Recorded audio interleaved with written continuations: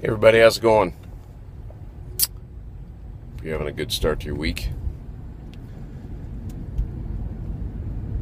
So I read an interesting article today that I thought was uh, kind of a reminder to me as far as like a really good um, thing to talk about, or just maybe I'm sure some of you have thought about this, but maybe some of you have not.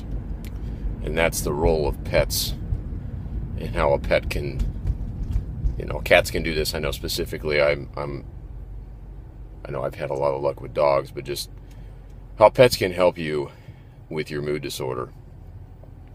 I read an article today about dogs that are trained to help people with severe or acute mood disorders or mental illness situations where they're hospitalized. And I guess, telling you my personal story real quick is when I was the sickest and in the worst place. We have two Shelties, which look like mini collies, and names are Sonny and Chester. And Chester was the one that I picked out. I unfortunately don't have him anymore, but we've got a collie now. But I'll tell a story about her too. When I was at my sickest, it was amazing how they tuned into my emotions. And I'm sure this is, for those that had dogs growing up, it's probably of no surprise. I was the kid that wanted a dog more than anything in the world. I had family members that are allergic to them. So my first dog experience was when I met my wife. She had Sonny, and she was a little Sheltie, and she was about 4 or 5 months old. So more or less, has been with me, her entire life. And, Sonny in particular, her thing she would do is she was very sensitive. That's what Shelties are. They're very, very emotionally in tune. And she's a little smaller, and so medium-sized dog, 30 pounds, whatever. And she would come up and sit by me. And when I was crying or upset, she knew I was having issues, and she would paw at me and immediately kind of try to say, "Hey, Jay, it's all right, calm down." So she'd always do that. She always could sense when I was irritable or frustrated or crying or just in a bad place. And that was always really cool. Chester would, when I was depressed, he'd obviously lay beside me and just was always there and chilled with me. And he wasn't quite as smart a dog, but he got it. He understood that it was, a time to just be close to me. The one that I'm most amazed by, Sunny's a very, very smart dog, and she's been very helpful. We have a collie that's a puppy that she's probably now about 8 months old, and her name's Jillian. So she's like the big version. She's a big dog. Very sweet, wonderful temperament, wonderful with our kids. This is kind of the dog that we picked out with the kids that's going to be the dog, hopefully, that, is around the kids as they grow up. And then, was with Sonny, because Sonny's, 8 years old now. And Jillian would, on a couple occasions where I was just in an awful place, just sobbing on the floor. And one in particular time, she came up with her two paws and she hugged me.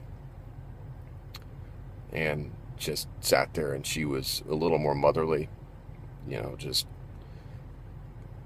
was really worried about me. And, was actively nuzzling me. And like I said, she hugged me. A dog hugged me. I didn't think that was possible. But it was like she was there, and that was it. And, no one was around, and I just thought that was fascinating. I thought it was amazing how, like, a dog, and I'm convinced that, I think God was meeting me through a dog. He was trying to make me feel loved at a time where I felt unlovable. So for those that don't have dogs, I think cats can play a similar role. I'm allergic to cats, so I can't speak to that. But, I think a dog can be a wonderful, wonderful thing if you struggle or having some type of pet, because they love you no matter what. Whether you're having a good day or you're having a bad day, all they want to do is to be loved, and they're going to love you unconditionally. And that's what's so amazing, how, they're loyal. They're made to be that way. And I can attribute some of my therapy and some of the things was able to get through, by having a dog and having a dog around.